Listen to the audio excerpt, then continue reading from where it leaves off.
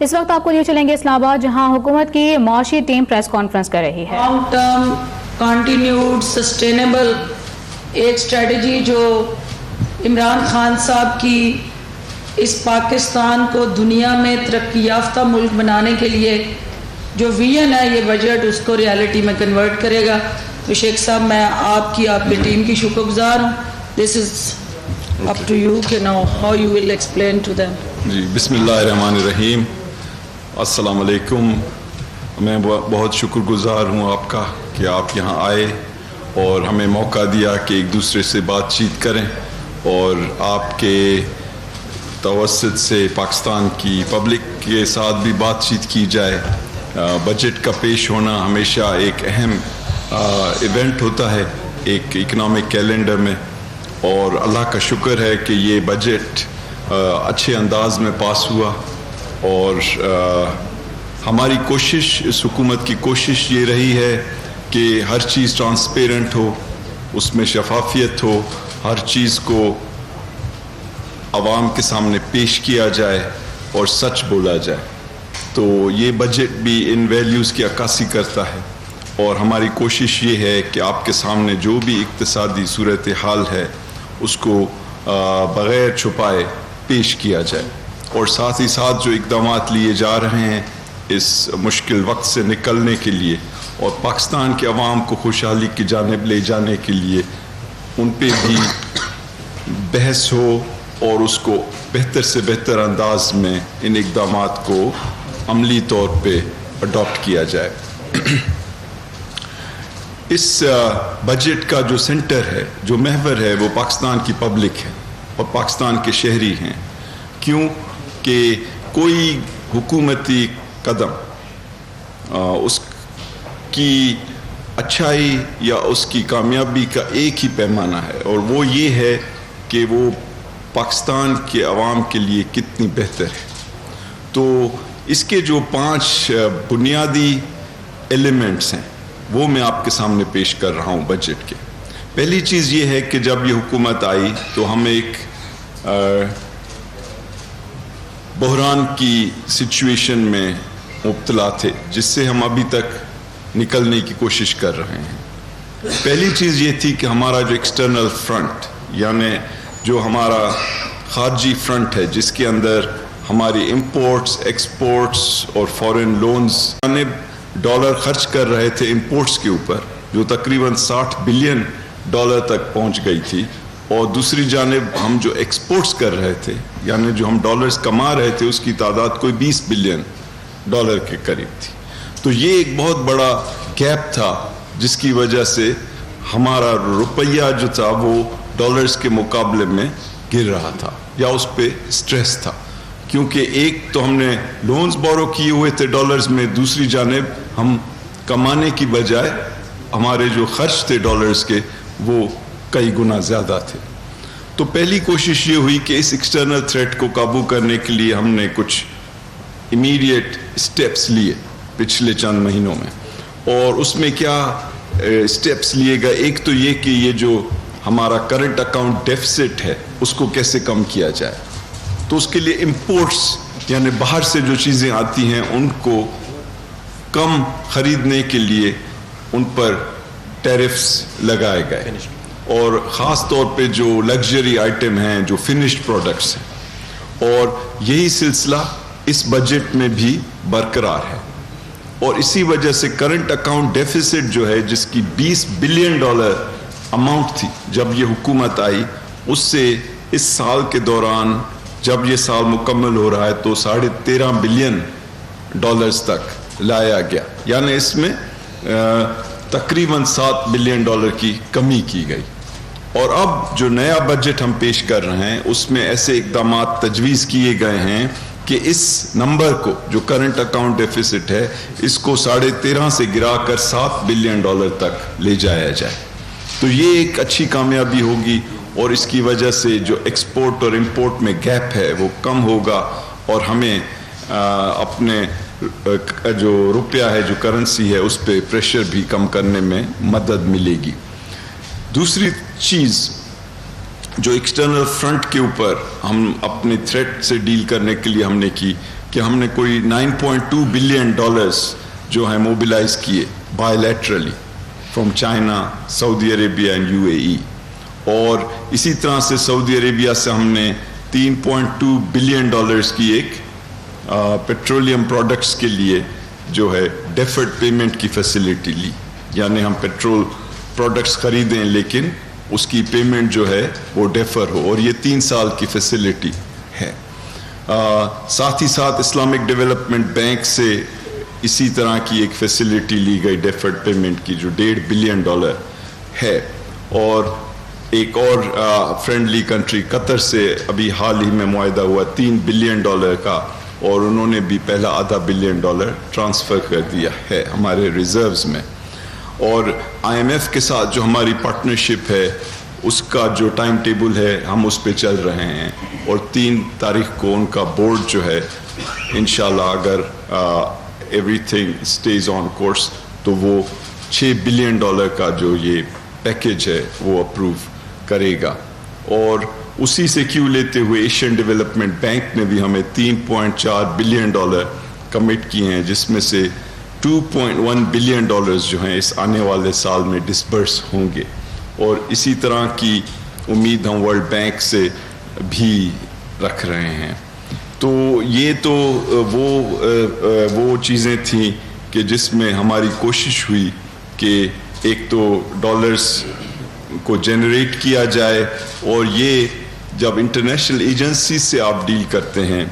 یا bilateral country سے تو جو انٹرسٹ کی پیمنٹ ہوتی ہے وہ کم ہوتی ہے, اور اس کی وجہ سے جو اس کی کاسٹ ہوتی ہے وہ بھی کم ہوتی ہے, اور آنے والے دنوں میں جو ری پیمنٹ ہے وہ اتنی زیادہ پریشان کن نہیں ہوتی ہے. اب تو ایک تو یہ تھا کہ ایکسٹرنل جو فرنٹ کے اوپر تھریٹ ہے اس سے نپٹنے کے لیے کچھ اقدامات کیے جائیں. دوسری چیز بڑی یہ تھی کہ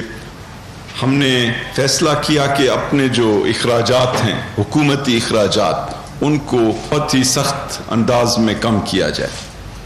تو ہمیں یہ سوچنا ہے کہ ہم اپنے اخراجات کہاں پہ کم کر سکتے ہیں,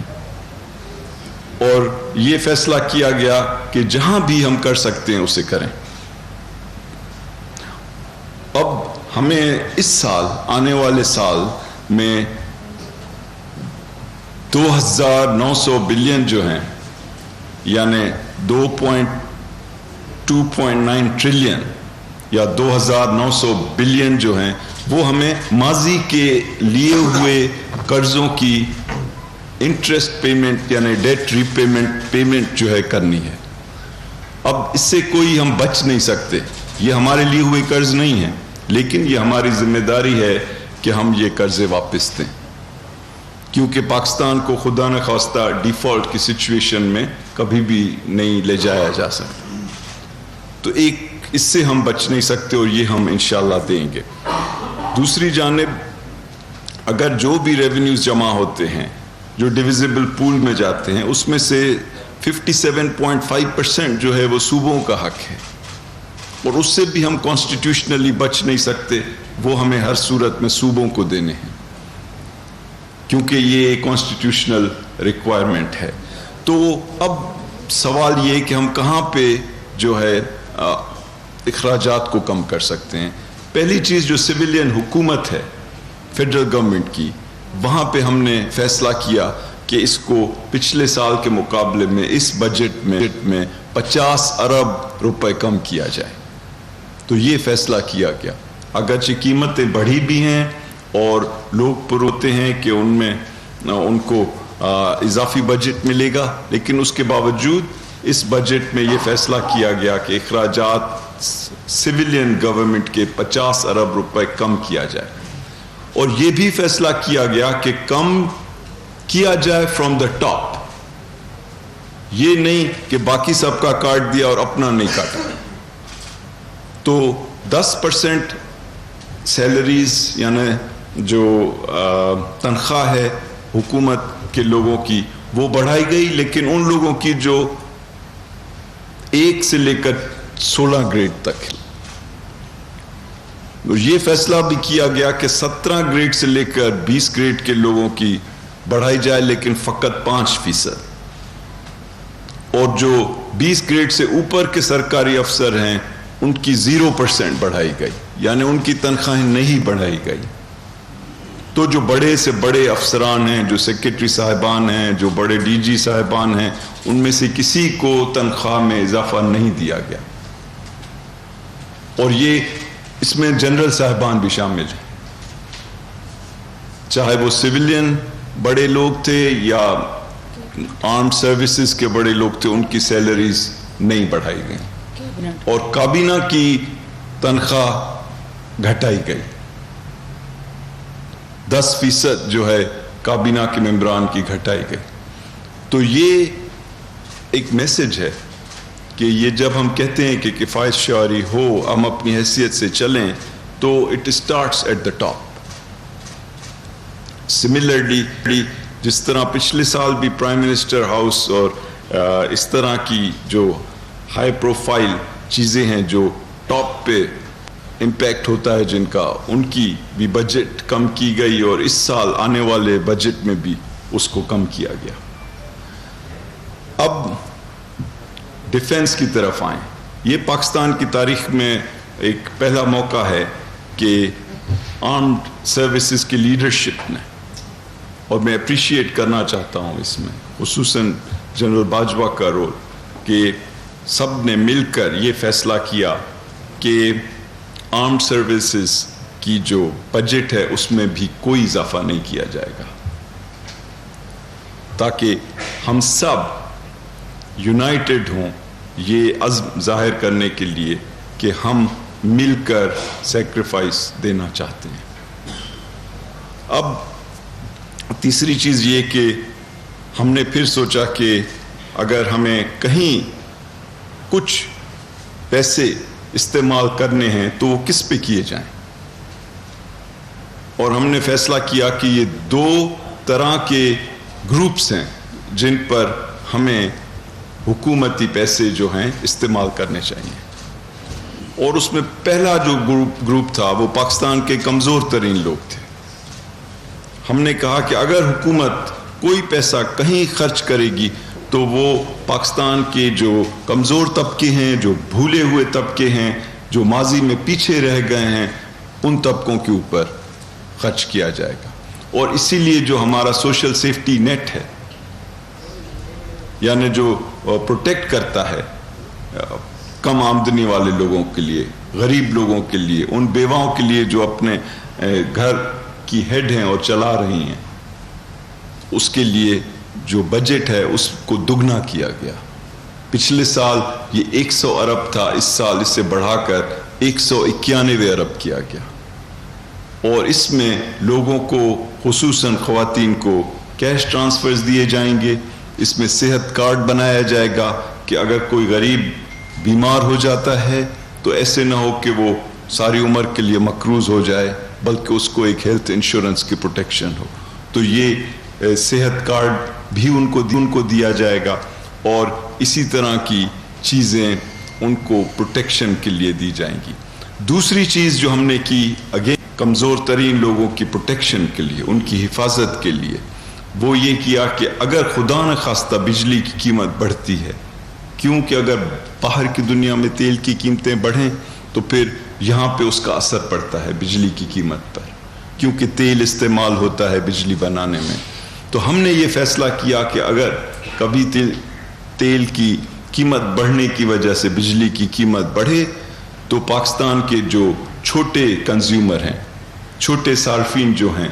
جو 300 یونٹ سے کم بجلی استعمال کرتے ہیں، جو 1 پنکھا اور 2 بلب استعمال کرنے والے لوگ ہیں، ان کے اوپر اضافی بوجھ نہ پڑے.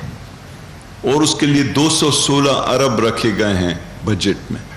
اور 75% جو اسمال، جو چھوٹے ترین الیکٹریسٹی کے یوزر ہیں، ان پہ مزید بوجھ نہیں ڈالا جائے گا. یہ تیسری چیز ہم نے سوچی کہ وہ کون سا علاقہ ہے یا کون سے لوگ ہیں جو کہ سب سے پیچھے رہ گئے ہیں پاکستان میں، اور یہ طے پایا کہ یہ قبائلی علاقے کے لوگ ہیں، جو فاٹا کے ڈسٹرکٹس جو اب مرج ہو رہے ہیں خیبر پختونخوا میں، وہاں کے لوگ ہیں کہ انہوں نے جنگ بھی دیکھی ہے، ٹیررزم بھی دیکھی ہے، کاؤنٹر ٹیررزم بھی دیکھی ہے، اور تمام دقتیں صحیح ہیں. تو اس کے لیے 152 بلین رکھے گئے اس بجٹ میں. اور پھر جب پی ایس ڈی پی کی بات آئی کہ ترقیاتی پروگرام، تو ایک مشکل سچویشن کے باوجود اس میں اضافہ کیا گیا، اور پچھلا سال گزر رہا ہے اس میں یہ نمبر 550 بلین یا 650 بلین کے قریب ہوگا، لیکن آنے والے سال کے لیے 925 بلین رکھے گئے. اب جو پی ایس ڈی پی کا ہے اس میں بھی خصوصی طور پہ ان علاقوں کو توجہ دی گئی جیسے بلوچستان ہو یا جنوبی پنجاب ہو، یا وہ علاقے جو پہلے جو ہے ایک طرح سے اٹینشن نہیں ملی تھی جنہیں. اب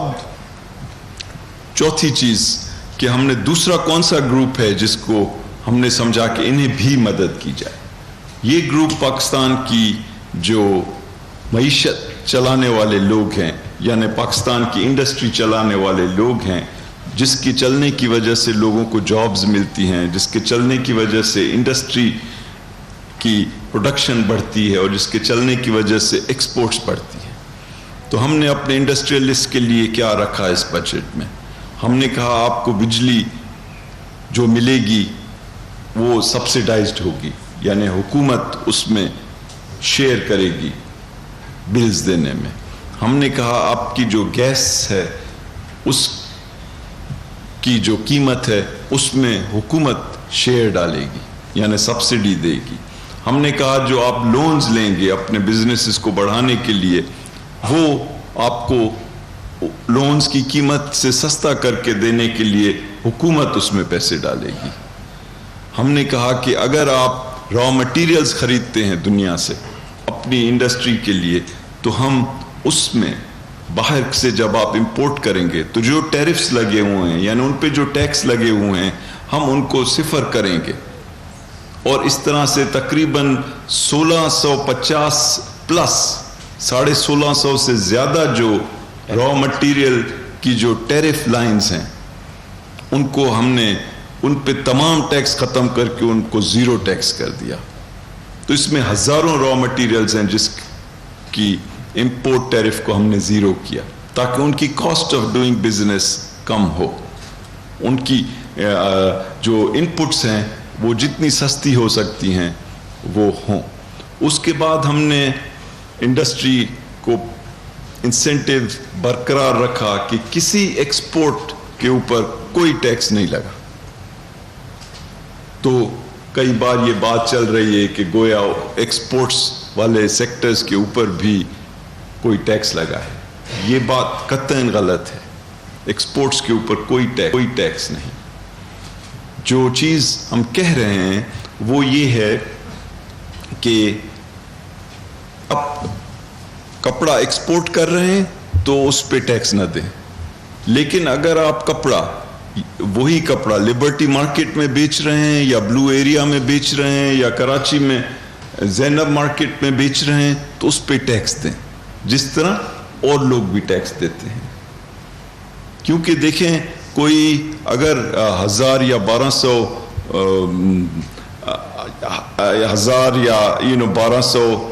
بلین ڈالر کی 10 یا 12 بلین ڈالر کی اگر باہر ایکسپورٹ ہو رہی ہے ٹیکسٹائل کی، تو اتنی ہی یہاں پہ ڈومیسٹک سیل ہو رہی ہے. تو اگر آپ 12 بلین ڈالر کی پاکستان میں کپڑا بیچ رہے ہیں تو اس کی کوئی 2000 ارب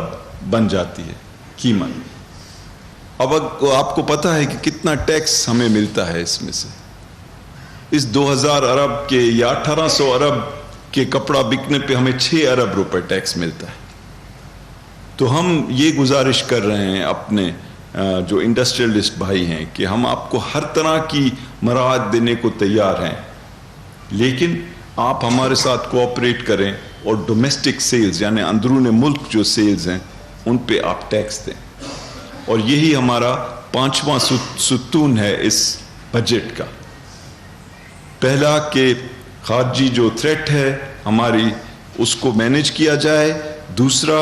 کہ آسٹیریٹی یعنی کفایت شعاری بڑے سخت انداز میں کی جائے، تیسرا کہ اپنے غریب لوگوں کی بھرپور مدد کی جائے، چوتھا اپنے انڈسٹریلسٹ کی بھرپور مدد کی جائے، اور پانچواں ریونیوز کو موبیلائز کیا جائے،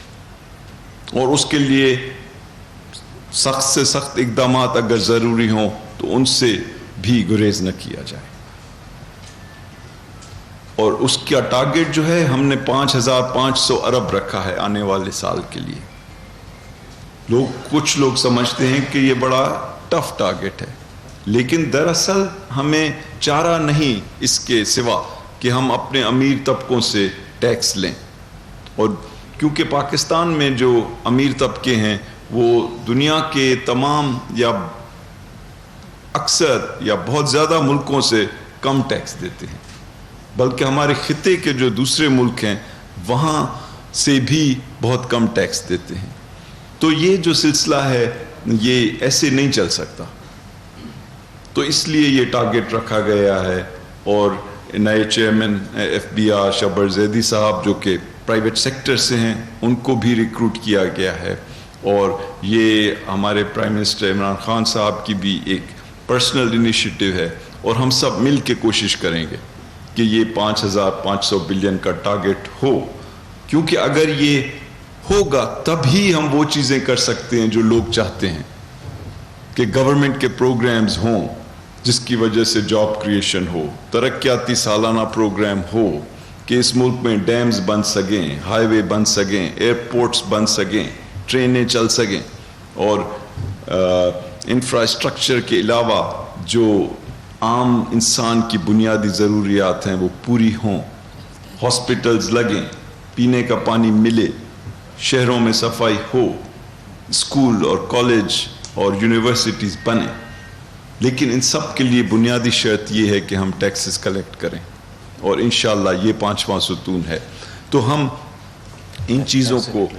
آگے لے کر چل رہے ہیں۔ اب جو یہ بجٹ کا کے جو کانٹینٹس تھے ان پہ میں نے ایک انٹروڈکٹری آپ کو اسپیچ کہیں یا چند کلمات کہیں وہ کہیں، لیکن اب یہ پروسیس جو ہے ہمیں اس پہ بھی خوش ہونا چاہیے اور اس پہ سیٹسفیکشن کا اظہار کرنا چاہیے کہ پاکستان میں جمہوری عمل کو لوگوں نے دیکھا کہ اپوزیشن تنقید کر رہی ہے اور لوگ سن رہے ہیں، اور حکومت جواب دے رہی ہے اور لوگ سن رہے ہیں، اور لوگوں نے یہ بھی دیکھا کہ پاکستان کی تقریباً تاریخ میں شاید کبھی اتنی ایک ڈیلیبریشن یا اتنی تقاریر پارلیمنٹ میں ایک بجٹ پہ نہیں ہوئی ہوں، جس میں کوئی 200 MNAs نے پارٹیسپیشن کی اور انہوں نے تقریریں کی، اور اپوزیشن کو گورنمنٹ سے زیادہ ٹائم دیا گیا، اور اسی طرح سے سینٹ اور اس کی فائنینس کمیٹی نے بھی اس پہ وقت لگایا اور ریویو پروسیس مکمل کیا، اور ساتھ ہی ساتھ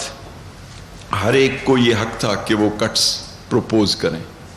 اور یہ ایک ڈیموکریٹک پروسیس کے تحت ان تمام چیزوں پہ فیصلے کیے گئے، اور یہ بھی ہوا کہ سپلیمنٹری گرانٹس 220 بلین کی اپروو کی گئیں اس سال کے لیے، جو ایک فسکل ڈسپلن کو بتا رہی ہیں، کیونکہ پچھلے سال یہی سپلیمنٹری گرانٹس 600 ارب سے بھی زیادہ تھی، یعنی جو بجٹ کے علاوہ اخراجات، تو وہ اس سال 220 بلین کے اپروو کیے گئے، اس کے مقابلے میں کہ 600 بلین یہی سپلیمنٹری گرانٹس کی جو اماؤنٹ تھی لاسٹ ایئر تھی، اور ایکسیس بجٹس کا بھی جو 7 سال کا بیک لاگ تھا وہ بھی کلیئر کیا گیا۔ تو کچھ ایسی امپرومنٹس بھی آئیں، اور امپرومنٹس بہت کی گئیں بجٹ میں، اسٹیک ہولڈرز کی طرف سے، بزنس کی طرف سے، کمیونٹی کی طرف سے، پارلیمنٹیرینز کی طرف سے، جو بھی پوائنٹس اچھے آئے اس میں کئی تبدیلیاں کی گئیں بجٹ میں، اور یہ بھی ایک جمہوری جو پروسیس ہے اس کی ایک خوبصورتی ہے، اور یہ جو تبدیلیاں کی گئی ہیں بہت ہیں، اور Q&A کوسچن آنسر میں ان پہ کچھ کے اوپر اگر آپ इंटरेस्ट लेंगे तो उनकी तफसील बताई जा सकती है। तो दो चीज़ें मैं आखिर में कहूँगा, एक तो ये कि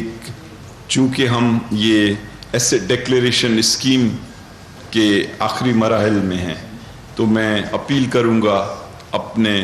तमाम शहरियों को, वो पाकिस्तान के अंदर हो या बाहर हों, जो इस एसेट डिक्लेरेशन स्कीम यानी अपने असासे ज़ाहिर करने की जो स्कीम है उससे फ़ायदा अगर लेना चाहते हैं